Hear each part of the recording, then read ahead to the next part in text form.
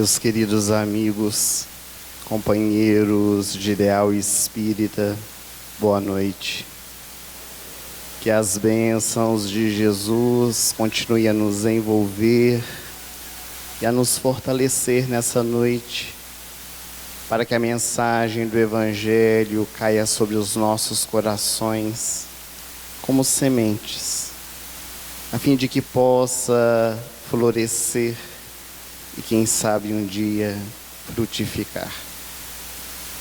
O espírito Humberto de Campos, também conhecido sob o pseudônimo de Irmão X, pela mediunidade incomparável de Francisco Cândido Xavier no livro Boa Nova, tem ocasião de nos narrar que aqueles dias eram dias muito difíceis.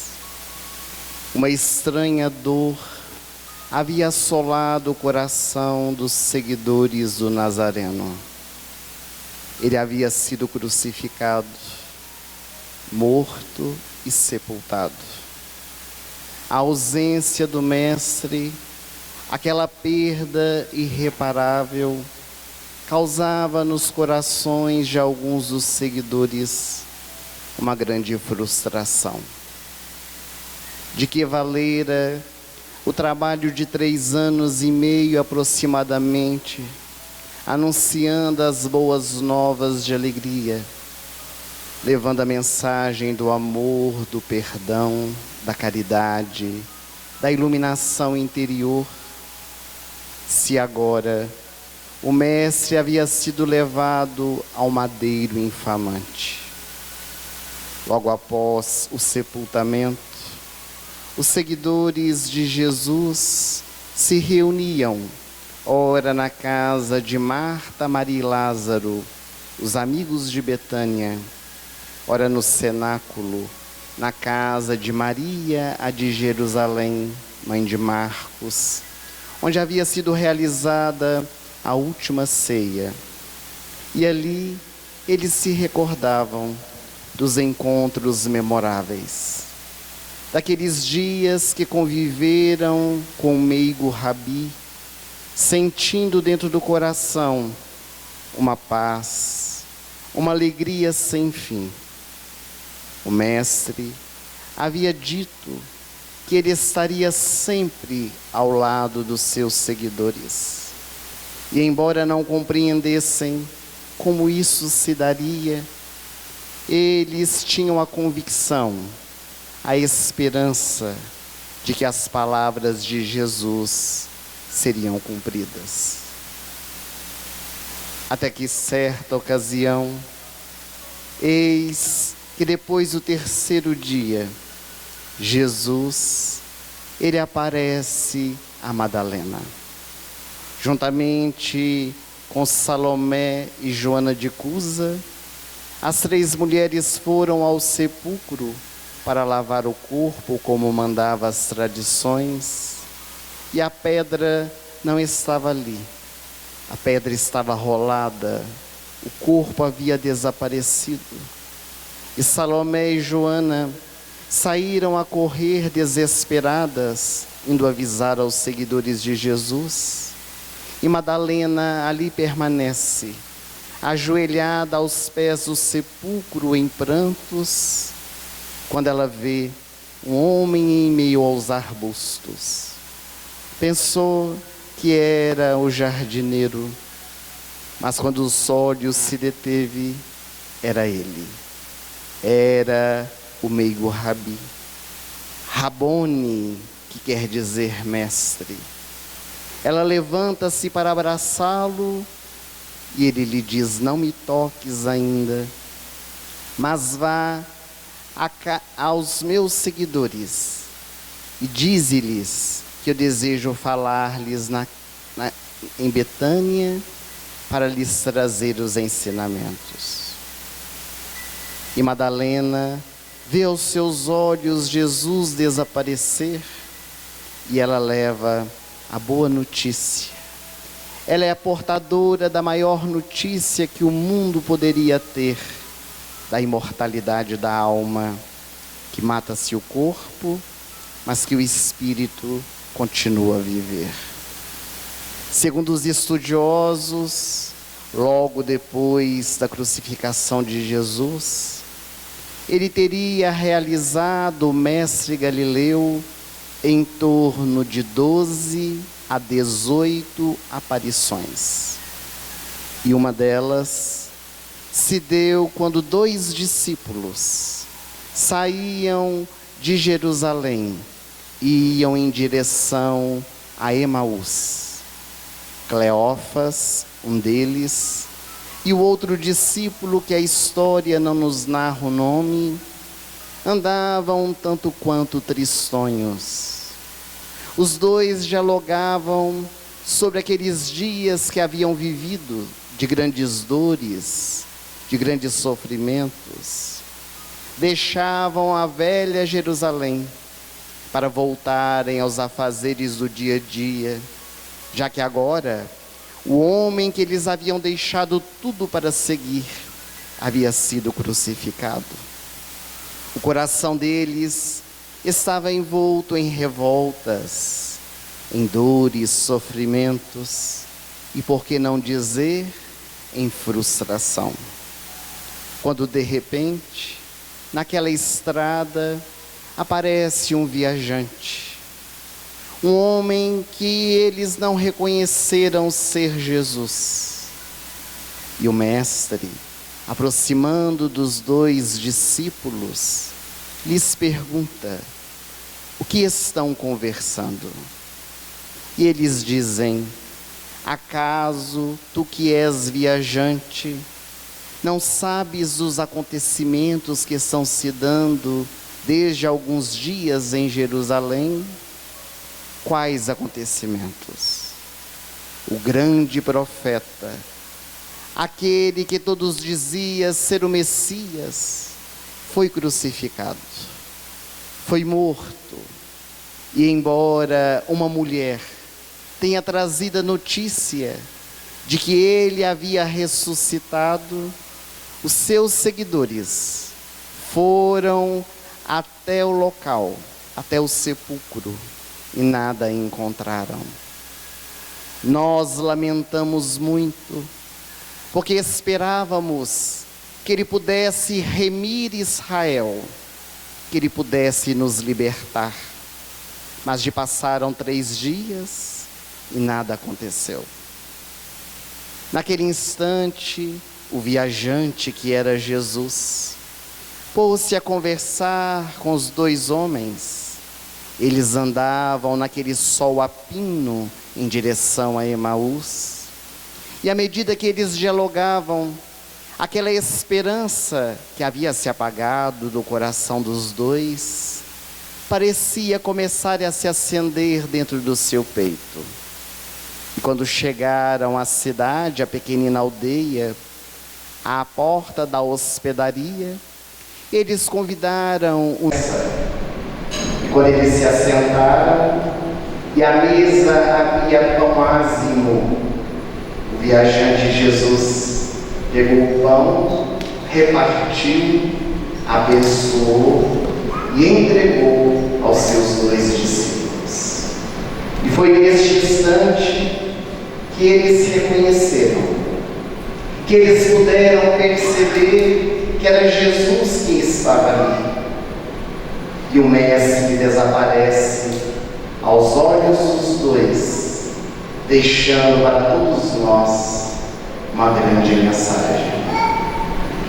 Na noite de hoje, quando nós somos convidados a refletir sobre perdas e frustrações, como lidar com elas, nós escolhemos essa passagem evangélica que se encontra no Evangelho de Lucas, no capítulo 24, versículos 13 a 35, porque os 2 discípulos da estrada de Emaús se parecem muito conosco.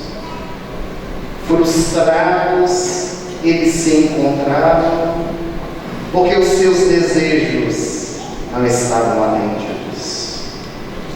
Todas as vezes que nós idealizamos algo, que nós projetamos algo na nossa mente, não se sucede da forma que nós desejávamos.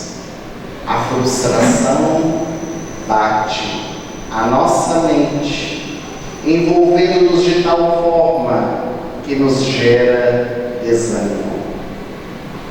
Os dois seguidores que haviam deixado as suas vidas para estarem ao lado de Jesus, com a sua morte, eles retornam para a vida cotidiana. Eles deixam a mensagem libertadora.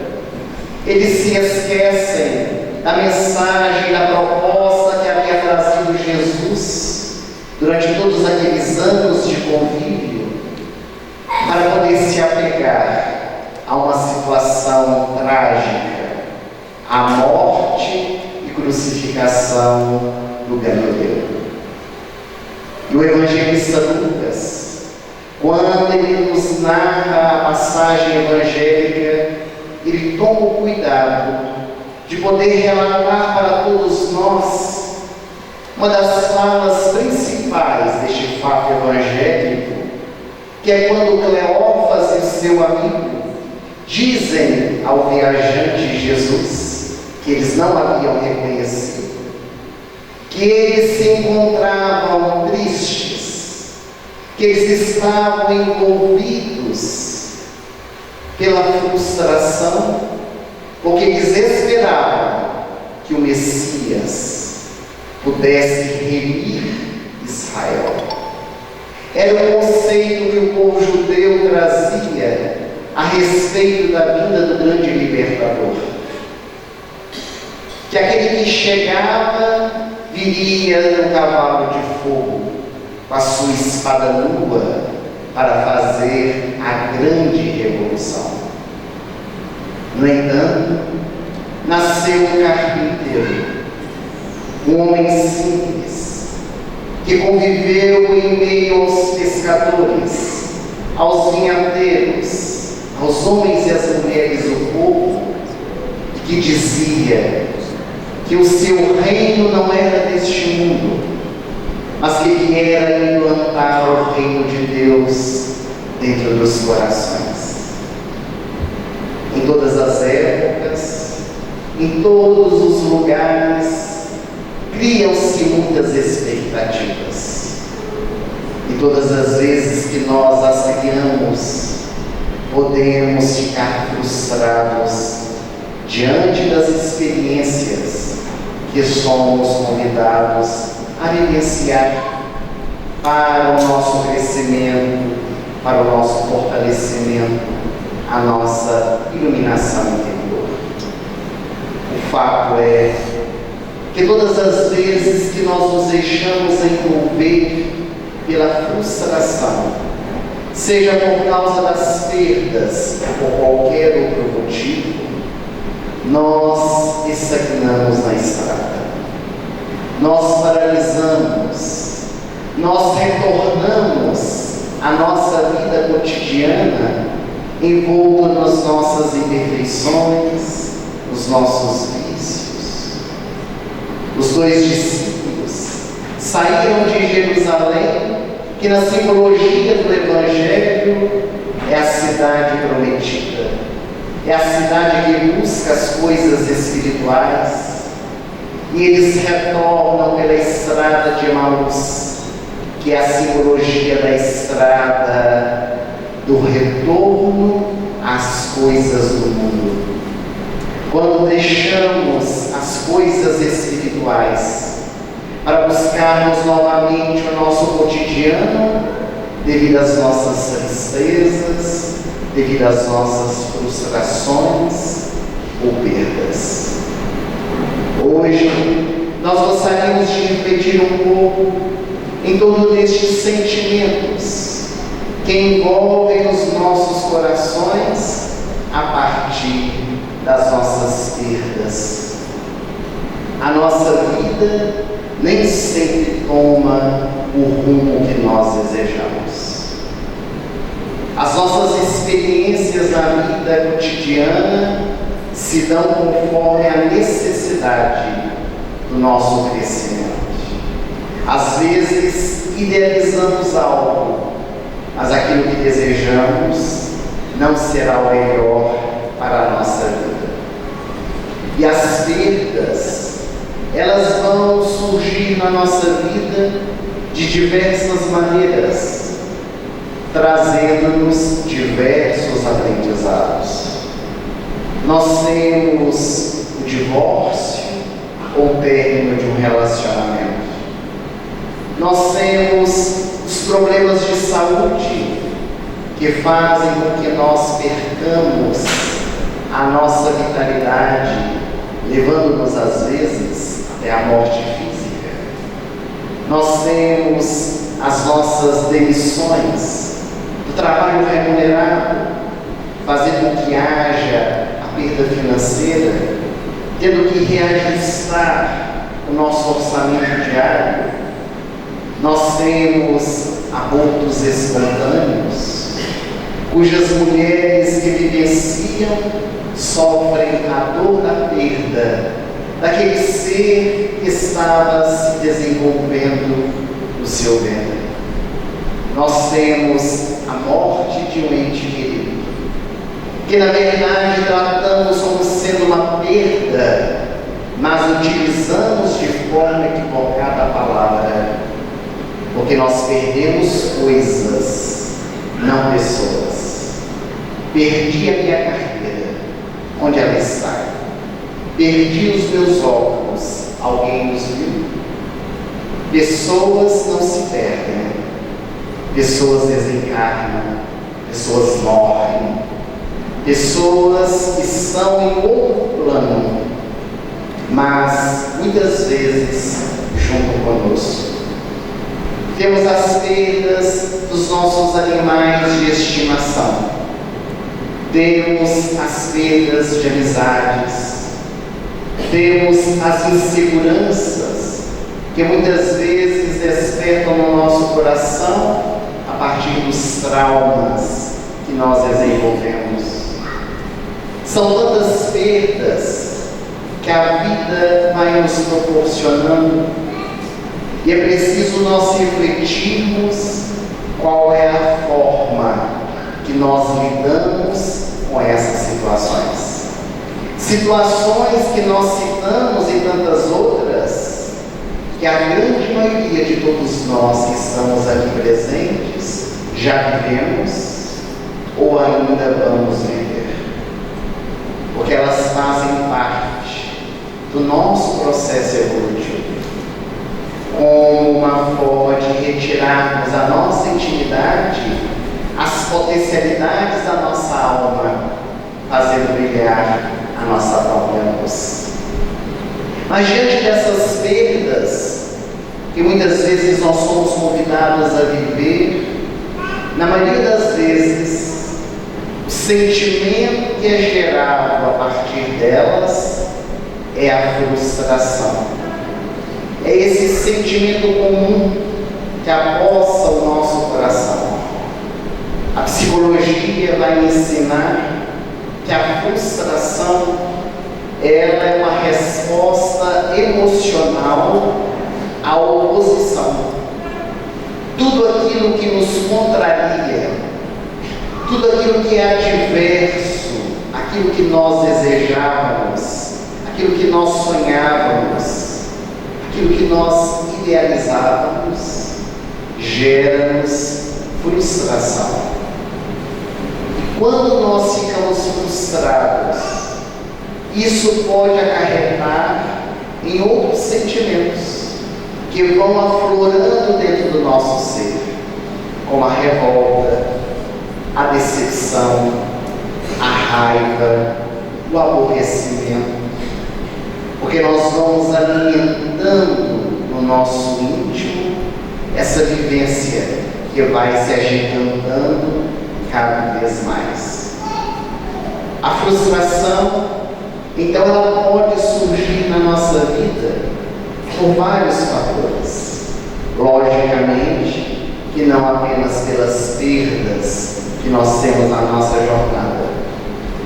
A benfeitora Joana de Ângeles, pelas mãos de Edivaldo Franco, no livro Plenitude, ela tem a ocasião de dizer que a frustração, ela responde pelos sofrimentos que poderiam ser evitáveis se não fossem os exageros que nós muitas vezes criamos na nossa mente, para a nossa vida, nas confusões mentais dessa ideia do auto-merecimento, que tudo que nós desejamos precisamos alcançar.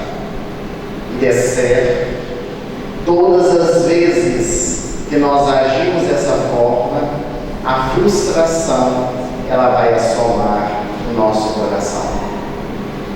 A frustração também se apresenta na nossa vida por causa da má educação que nós recebemos dos nossos pais, ou que hoje transmitimos aos nossos filhos.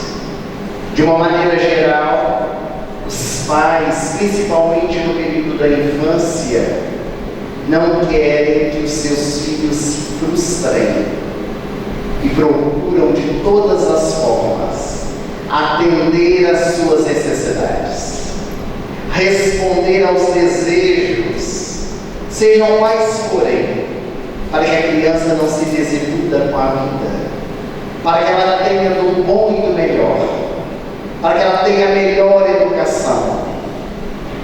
E muitas vezes a criança, ela não aprende que muitas vezes na nossa vida a negatividade ela surge.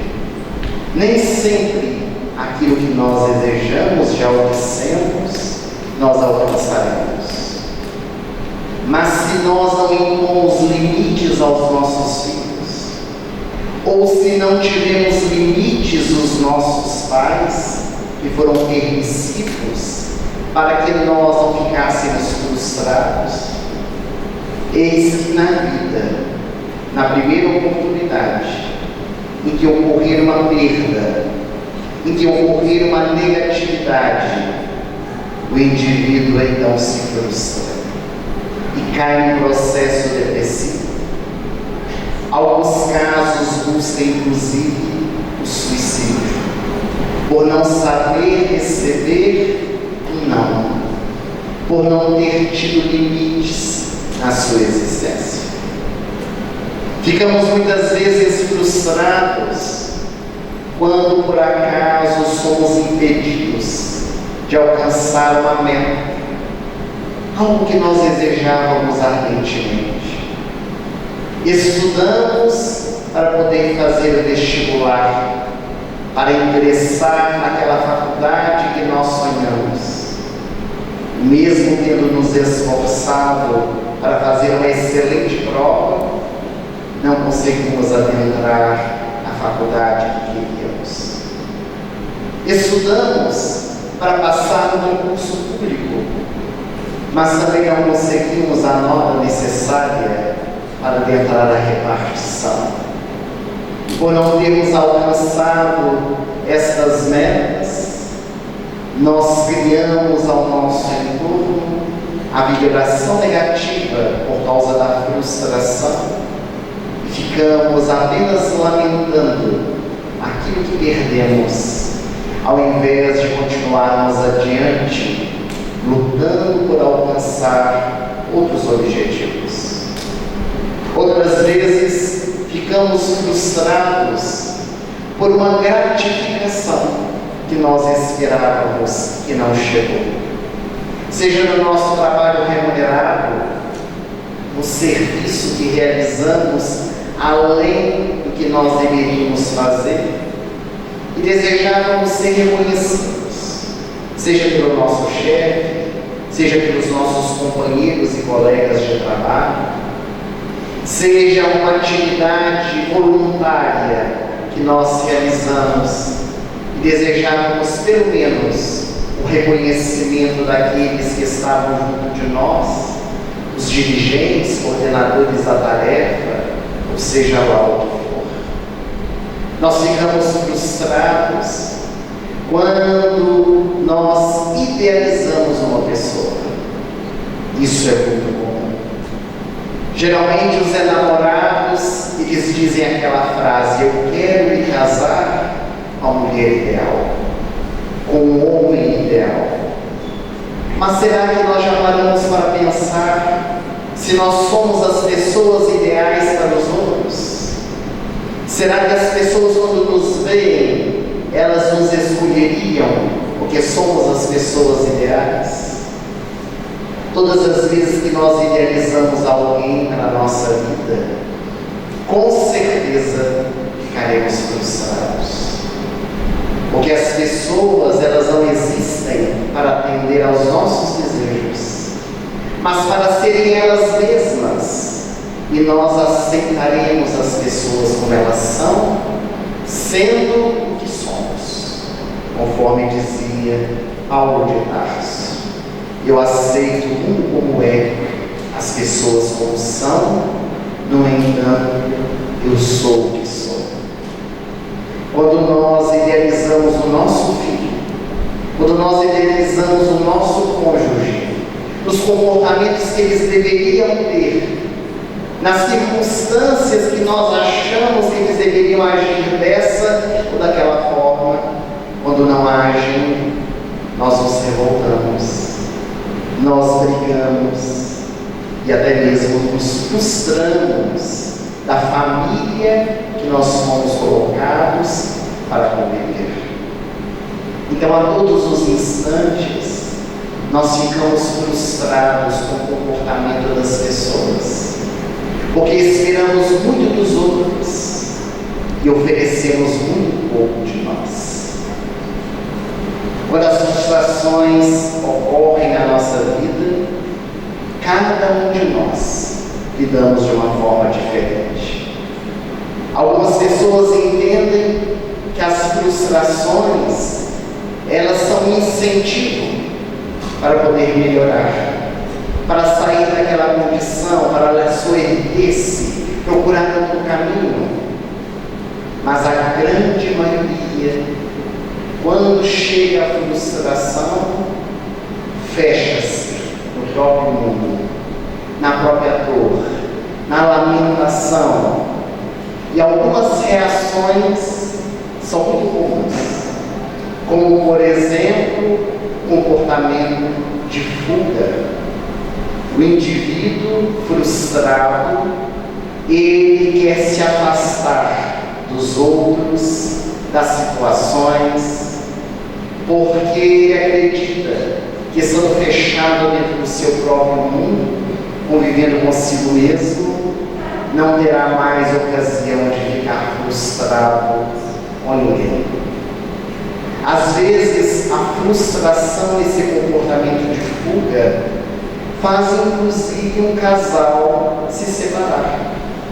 Quando numa discussão familiar, um dos cônjuges diz para o outro: mas você não é o marido que eu esperava ter. Você não é a esposa que eu idealizei durante todos esses anos. E o outro, quando escuta essa frase, que foi dita no momento de raiva, que às vezes foi verbalizada na hora daquele furor que todos nós possuímos por causa das nossas imperfeições, prefere então fugir da realidade do que muitas vezes mudar o próprio comportamento. Também é muito comum, diante da frustração, nós assumirmos um comportamento de evitação.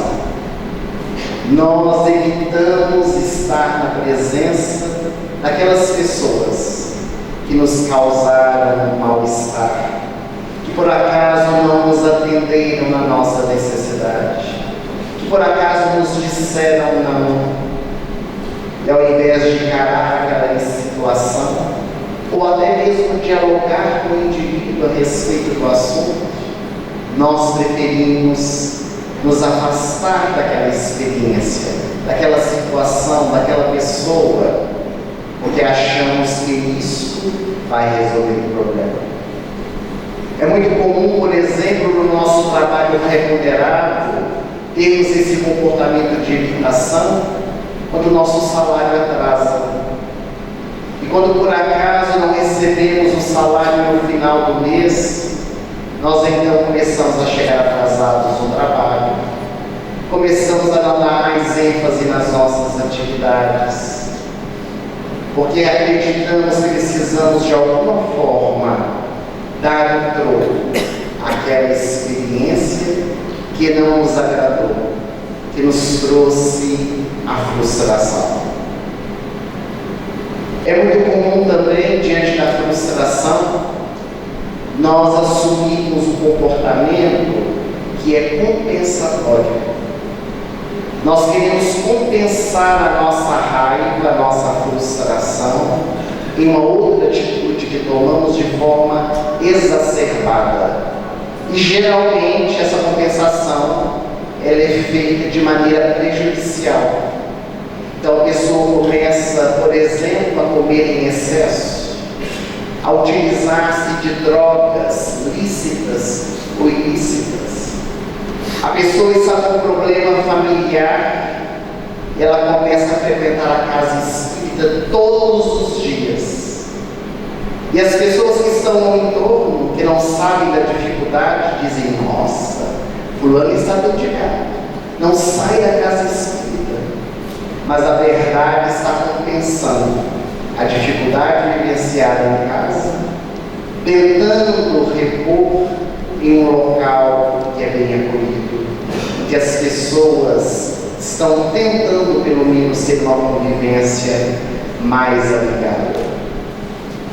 Também temos muitas vezes o comportamento derivado da frustração, negar as oportunidades que batem à nossa porta. Porque algo não deu certo da forma que nós desejávamos, nada mais certo. Então o indivíduo ele deseja fazer a faculdade de medicina e tenta uma vez, duas, três, quatro, cinco e não consegue passar. Todos nós sabemos que é uma das faculdades mais difíceis para que alguém possa ingressar. E a pessoa passa uma vida inteira frustrada porque não fez medicina, ao invés de tentar outros caminhos. Prefere fechar-se na sua dor do que procurar outras estradas para poder ser feliz.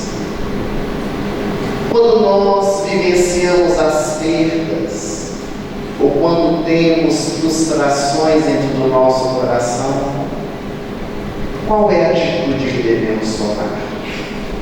Porque o Evangelho nos traz a terapia, nos traz o bálsamo para nós sabermos lidar com essas experiências. Geralmente, quando nós perdemos, é que nós valorizamos. Enquanto temos, não conseguimos enxergar. Há inclusive uma velha história muito conhecida de Chico Xavier, mas que vale a pena nós repetirmos. Aqueles que já conhecem, nos desculpem narrar, mas é importante porque ela fala a respeito das nossas movimentações em relação às nossas perdas e o quanto nós precisamos valorizar enquanto estamos a caminho diante das experiências. Narra-se que quando Chico Xavier morava em Pedro Leopoldo, realizando o atendimento fraterno, o atendimento espiritual, atendia centenas de pessoas diariamente.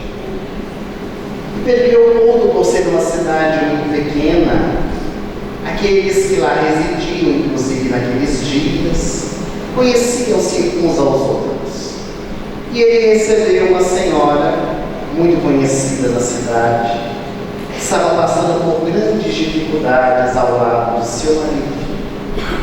E ela chega para o Chico, começa a contar-lhe as suas dificuldades, as suas experiências amargurosas ao lado do companheiro que era alcoólico.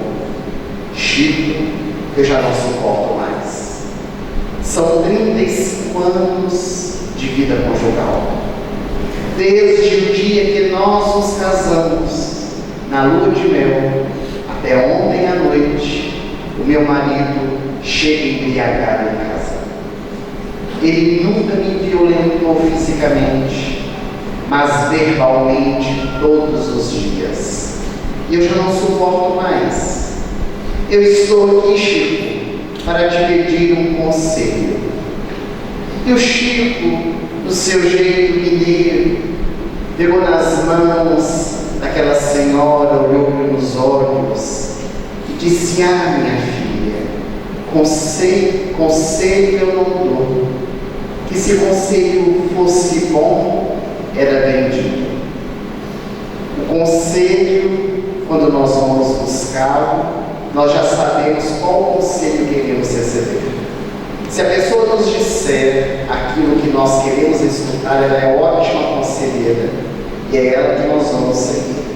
Mas se ela disser o que nós não queremos fazer e nem escutar, aquela não é uma boa conselheira. Então o Chico, sabedor das questões psicológicas e dos conflitos humanos, disse àquela senhora: posso te dar uma orientação?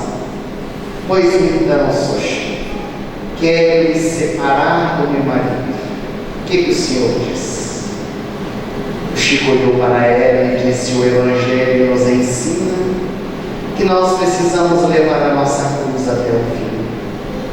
Psicografei, minha filha, uma mensagem do livro Boa Nova, pelo Espírito Humberto de Campos, narrando a história de Joana de Cusa, que também tinha um marido alcoólico. E quando ela foi conversar com Jesus, o mestre pediu para que ela pudesse voltar a amar o seu marido, porque ele estava doente, e que um dia ele lhe pediria a própria vida, como de fato aconteceu mais tarde. A senhora interrompeu o Chico e disse: mas sou Chico, não tem mais condições de ficar ao lado dele. Além do que eu sou uma mulher analfabeta, mas eu sei escutar muito bem. E foi aqui na casa espírita que eu escutei um orador outro dia pregando e dizendo, recordando-se de uma passagem do Evangelho, quando Simão Pedro perguntou a Jesus: quantas vezes devemos perdoar o nosso irmão? 7 vezes? E o mestre respondeu: não apenas 7 vezes, mas 70 vezes 7. Eu fiquei matutando com os meus botões. Quanto será 70 vezes 7? Não sei fazer contas. Cheguei em casa, chamei a minha vizinha e lhe perguntei: você sabe quanto é 70 vezes 7? Sei não, mas o meu filho sabe. E veio o filho dela com uma coisinha na mão, a calculadora, e deu a resposta, seu Chico: 490, não é? O Chico, sem entender nada, disse: uai, Então, seu Chico, eu fiquei meditando. Eu estou casado com meu marido tem 35 anos. Um ano tem 365 dias. Se eu pegar 365 dias e multiplicar por 35 anos, dá mais de 490, não dá, seu Chico? Sim, irmã. Então perdoei mais do Evangelho manda. Posso me separar do meu marido. O Chico sorriu, como alguns fizeram, e disse para ela: ah, mas Emmanuel está aqui presente, dizendo que é 490 vezes cada ofensa. Uai, Chico, mas isso é para a vida inteira? Sim, mas quem ama, ama sempre, ama incondicionalmente. Ah, minha irmã, leva sua cruz até o fim. E ela despediu-se do Chico pisando duro. Não era o conselho que ela queria receber. Quando ela saiu, os amigos que estavam em torno da mesa, o Chico sempre realizava o atendimento perto de pessoas.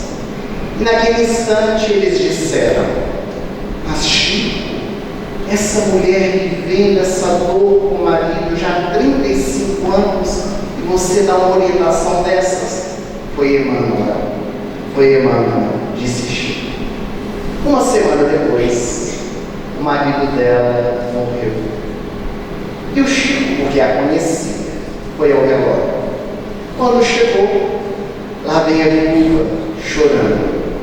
Sou Chico, agora o que vai ser de mim que meu marido morreu? Que é assim, nós só valorizamos depois que perdemos. O Chico abraçou, ela chorou muito.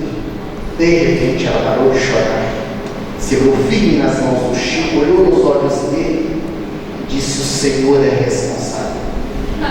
O Senhor é responsável por eu levar a minha cruz até o fim. Eu suportei o meu marido até o último dia da sua vida. E naquele momento Emmanuel apareceu atrás da senhora, colocou o dedo nos lábios e disse: não fale nada a ela, mas a próxima reencarnação eles vão vir juntos novamente como marido e mulher, porque ela suportou até o fim, agora vai ter que amar até o fim. Então já sabem, não é? Está suportando o marido, filha, esposa, o pai e a mãe, a próxima reencarnação vai voltar juntos para poder amar. É melhor agora. Reconcilia-te com o teu adversário enquanto estiver a caminho com ele, nos ensinou Jesus. O fato é que não é necessário perder para valorizar. E quando por acaso percamos algo ou nos sintamos frustrados, movimentemos os recursos para poder modificar essa situação. Primeiro passo: não nos culpar. Muitas vezes esse é o caminho mais fácil, nos culpar da situação que nós estamos vivendo, por não termos alcançado o êxito, por não termos sido contratados naquela empresa, por não termos alcançado o nosso sonho e o nosso ideal. E a culpa, ela é perniciosa, porque a culpa nos corrói por dentro, nos machuca e não nos leva a lugar algum. Nós ficamos ali estagnados, apenas na lamentação, na tristeza, ou até mesmo na depressão, por causa dessa situação que se instaurou dentro do nosso coração. Também diante dessas experiências, não lamentarmos. A lamentação, ela faz parte do nosso cotidiano. Nós reclamamos de tudo. Hoje reclamamos porque o dia está quente. Ontem porque chovia. Hoje reclamamos porque a experiência da vida nos deu certa situação para poder viver. Amanhã, porque não surgiu nada de novo para poder vivenciar. Nós sempre estamos reclamando de alguma coisa. Alguém que mora à beira da praia queria morar na montanha. Quem mora na montanha queria morar na beira da praia. Quem mora em Divinópolis quer morar em Belo Horizonte. Quem mora em Belo Horizonte quer morar em Divinópolis. E ao invés de aproveitarmos a oportunidade que nós estamos tendo, preferimos nos fechar dentro da lamentação. E essa reclamação excessiva, ela só tende a aumentar em nós o sentimento de culpa. Porque nós temos que encontrar algum culpado para essa situação. E como às vezes não encontramos, colocamos em nós mesmos. Então é preciso mudar esse foco. Diante das perdas e frustrações, nunca devemos nos isolar, porque também é um passo muito comum que nós tomamos. Quando, na hora que nós precisamos de maior amparo, de maior carinho, das pessoas que nós amamos verdadeiramente, que nos amam, pessoas que vão desejar nos estender a mão, para que nós saímos daquela condição difícil que nós estamos vivendo, nós preferimos nos isolar, nos restringir àquele afeto que está sendo estendido para nos soerguer, para que nós possamos mudar a nossa condição, inclusive vibracional. É preciso também fazer uma reflexão, mas uma reflexão verdadeira, não tapar o sol com a peneira, querer encontrar justificativas e desculpismos para a frustração que nós estamos tendo, mas poder compreender por que nós estamos nos sentindo frustrados. Temos razão para isso? Porque aquela situação está nos levando a sofrer tanto? Qual foi a expectativa que nós criamos em torno daquela experiência que está sendo vivida? Porque a todo instante, meus amigos, é natural da criatura humana nós criarmos expectativas. Com certeza, a coordenação dessa semana espírita criou expectativas em torno dela. Será que as pessoas vão vir? As casas espíritas estão ficando tão vazias. Será que as pessoas vão participar do encontro? Será que vai dar tudo certo? Será que os oradores vão vir fazer as palestras? É expectativa que é gerada por parte de quem está na coordenação.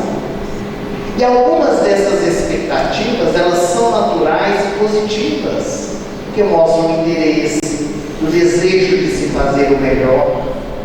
O que isso não pode gerar na nossa vida é lamentação, é revolta, é desânimo.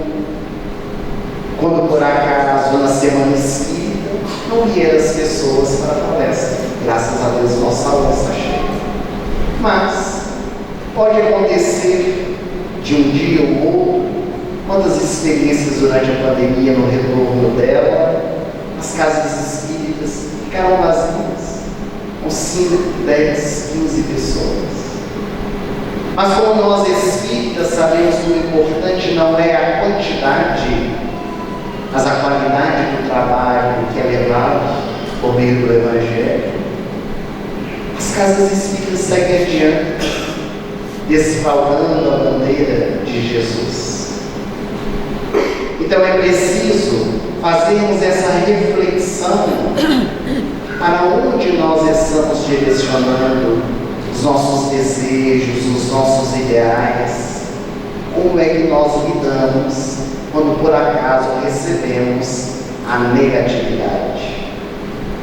Muitas vezes, dizem os estudiosos, como Augusto Cury, é preciso nós abraçarmos a frustração, senti-la, porque às vezes nós queremos negar também a emoção que brota de dentro do nosso coração.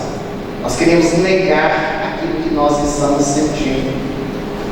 Joana de Ângeles, por exemplo, diz que a raiva é uma reação fisiológica por causa da nossa condição instintiva, da nossa evolução espiritual. Então alguém grita conosco, nós queremos gritar mais alto ainda. É um fenômeno que acontece por causa dessa animalidade que nós fazemos. Está sentindo raiva? Estou. Como é que vamos lidar com ela? Deixar passar, que a raiva sempre passa. Mas quando nós agimos com raiva, depois nós nos arrependemos amargamente, que geralmente falamos o que não queríamos, naquele momento de furor, choramos, pedimos perdão. Então é melhor domar a má inclinação, senti-la, mas deixá-la passar. Também acontece com a frustração, mas não deixar que ela some a nossa mente, que ela se aposse do nosso presente, ao invés de nós estabelecermos metas para o futuro, ficarmos apegados a essa vivência, martirizando o nosso coração. Enfrentar a perda que nós temos, seja ela qual for, não é negá-la, mas é mostrar a força que trazemos dentro do nosso coração, desenvolvendo a nossa inteligência emocional, desenvolver as potencialidades da nossa alma por meio desses recursos que a divindade vai nos apresentando. Praticar atividades prazerosas, elas nos tiram da frustração, elas nos tiram daquele foco negativo da perda que nós estamos vivendo. Pensar em algo que nós gostamos de fazer, seja uma atividade recreativa, seja um trabalho manual, tecer, pintar, escrever, assistir televisão, uma série, seja lá o que for.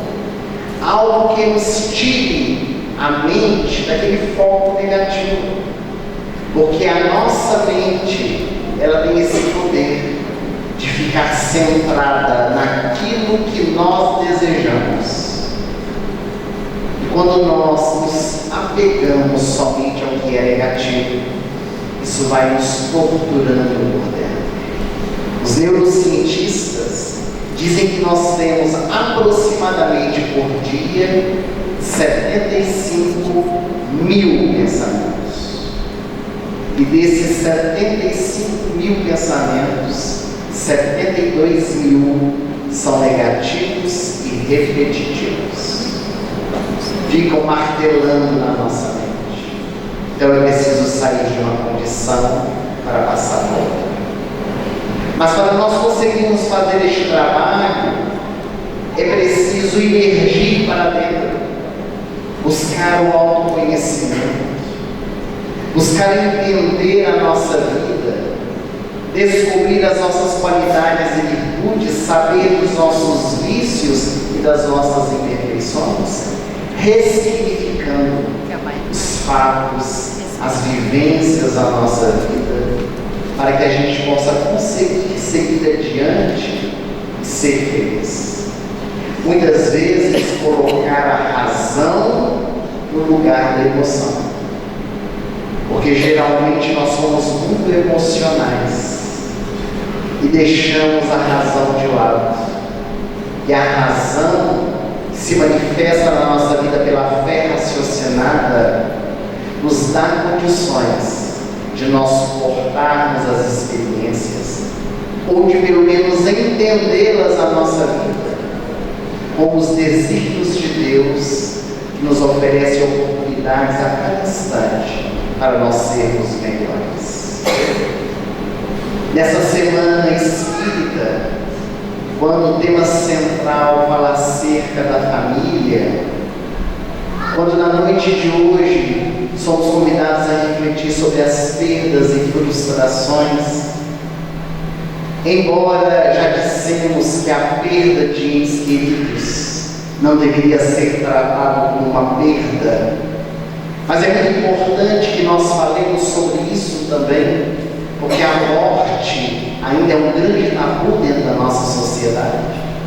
Quando nós falamos sobre a morte dentro da nossa casa, alguns persigam o corpo e diz: cruz credo, isso é sinal de mau agouro, vamos mudar de assunto, porque nós achamos que a morte sempre vai chegar para o nosso vizinho, mas o nosso vizinho acha que vai chegar para o vizinho dele e de repente bate a nossa porta, arrebata a nós mesmos ou um ente querido, e nós não sabemos lidar com a experiência, porque evitamos falar sobre este tema.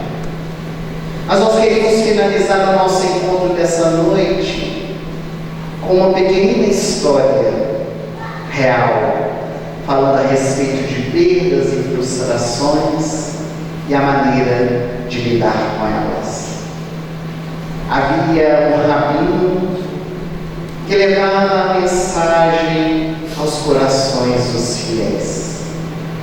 Na sua cidade, onde vivia, juntamente com a sua família, casado, tinha 2 filhos, um de 7, o outro de 5 anos de idade, buscavam viver a lei divina, tentando, por meio da prática, mostrar a teoria. Até que um dia, ele recebeu um convite muito especial. Ir para terras distantes, a um país, para levar a mensagem da libertação. Somente que era uma viagem que ele deveria realizar sozinho. A sua família não poderia ir, porque a sinagoga não tinha condições de pagar para que toda a família pudesse acompanhá-lo. E ele relutou muito em poder ir, porque era a primeira vez que se separaria da sua esposa, dos seus filhos. Mas a esposa, consciente da missão do marido, lhe disse: vá com Deus, porque nós ficaremos com ele. O aguardaremos com todo o nosso amor. 6 meses passaram muito rápido. E o rabino, confiante, com o apoio da família, fez a sua viagem, numa época em que os telefonemas eram muito difíceis, quase inexistentes. A comunicação não era como nos dias de hoje, até pior. E faltando exatamente 2 dias para o rabino retornar para a cidadezinha onde morava, os 2 filhos estavam saindo da escola e tiveram um grave acidente que os levou à morte. Os meninos de 7 e 5 anos morreram. E a mulher, a mãe, ficou desesperada. Embora as suas convicções religiosas era a dor da perda dos seus entes queridos, mas a maior dor que lhe assomava ao coração é porque o marido não estava. Eles não tinham nenhuma condição financeira para embalsamar os corpos, a fim de aguardar a chegada do marido, que demoraria, além dos 2 dias do retorno, mais alguns na viagem que deveria empreender. E o único recurso foi ela sepultar os filhos, vivendo a sua própria dor. Chico Xavier, certa ocasião, disse que uma das maiores dores da criatura humana são pais e mães que sepultam seus filhos, porque é natural que os filhos sepultem aos seus pais, e não ao contrário. O fato é que o rabino retornou, e a esposa foi esperá-lo na rodoviária. Ele havia chegado na cidadezinha que nem aeroporto possuía. E quando ele chegou, como seria natural, a primeira pergunta: onde estão os nossos filhos? Eles não vieram me receber. Ela abraçou o marido e lhe disse: os nossos filhos estão muito bem, fale-me de você, conte-me da sua viagem. E no caminho da rodoviária até a casa, ele, entusiasmado, narrava suas histórias. Quantas tinha? 6 meses de distância. Quando chegaram em casa, ele abriu a porta, ele aguardava que os filhos viessem abraçá-lo. E ele se correndo, matar as saudades, mas eles não vieram. Onde estão os nossos filhos? Os nossos filhos estão muito bem, disse ela. Mas conte-me mais. E ele começou a ficar preocupado.